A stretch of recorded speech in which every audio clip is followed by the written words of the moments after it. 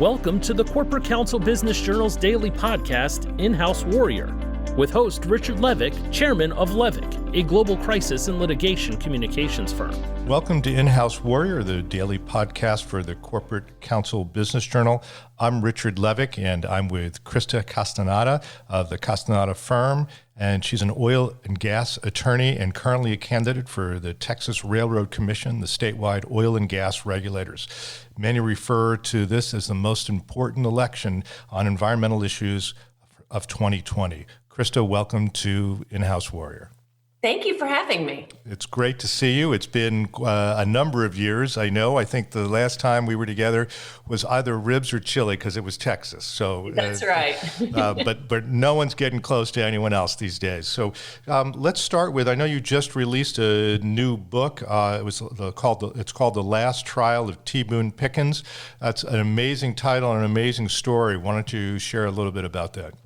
Sure. I had the opportunity to be the lead counsel for T. Boone Pickens, who at age 88 decided to take on some oil and gas companies in a deal that he had been cut out of.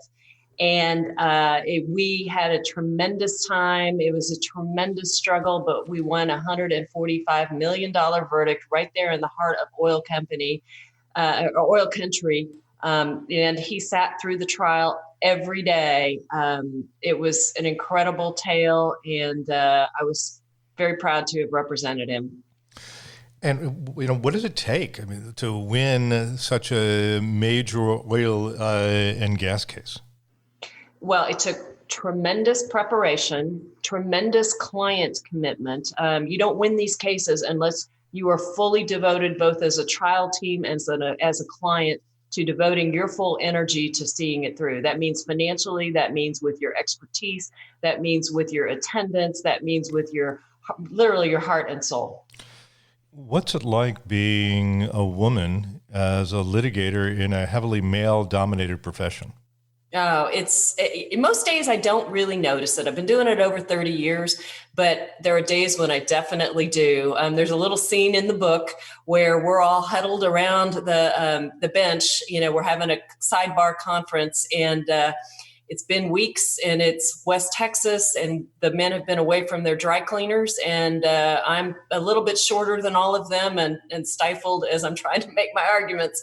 But you plow through, and you just do your best, and it's worked out great for me. I've always enjoyed what I do. Chrysta, here you are, you're in the middle of oil and gas country. You're running for the Texas Railroad Commission, which is the statewide regulator. What's the future for the energy industry? Wow. Right now, that's such a great question. The COVID-19 has us all staying in our houses. We don't drive our cars. We don't fly on airplanes. Demand is down 30%. The oil markets have crashed. The Saudis and the Russians are flooding the market with their own oil, I believe, in a last-ditch attempt to sell what they can before the last time they will be able to sell it. We're all great at the pump right now. We're paying less than $2 a gallon, but there's going to be a bullwhip effect as these oil companies literally go out of business and stop producing the wells. It's a tremendously challenging time. How do you see, gas is starting to approach 1980 cost levels, if you will, but we're not driving anywhere. So what happens now when we get through the pandemic? What do you see on the horizon for the energy industry? I think a return to demand is going to be very slow. And I think that there is actually going to be displacement to cleaner energy sources. I think it's inevitable. We're on Zoom right now. I think that Zoom is going to take away demand probably at some level permanently because we've figured out how to use it and when to use it.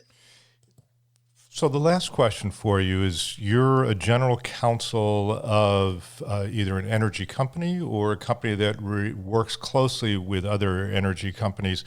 What's your recommendations for the GCs over the next year? What should they be looking out for? What are the most important things should be on their agenda? Clearly, financing and balance sheet issues are going to be priority. There's only a few players who are going to be able to withstand this prolonged downturn in prices. A lot of covenants are going to be busted. There's going to be a lot of bankruptcies. There already are. And here's the other thing. The court systems are going to work very slowly as long as this COVID thing is in place. We're holding court from afar, and some courts are only handling essential matters, particularly in places like the counties that produce oil. So it's going to be a long, hard slog to get out of this. And patience, perseverance, trust your counsel and find the good counsel now, because there's going to be a big demand for legal services as we work our way out. Chrysta, thank you so much. Good luck in the election for the Texas Railroad Commission. Chrysta Castaneda with Richard Levick of In-House Warrior for the Corporate Counsel Business Journal. We'll see you tomorrow. You've been listening to the Corporate Counsel Business Journal's In-House Warrior with host Richard Levick.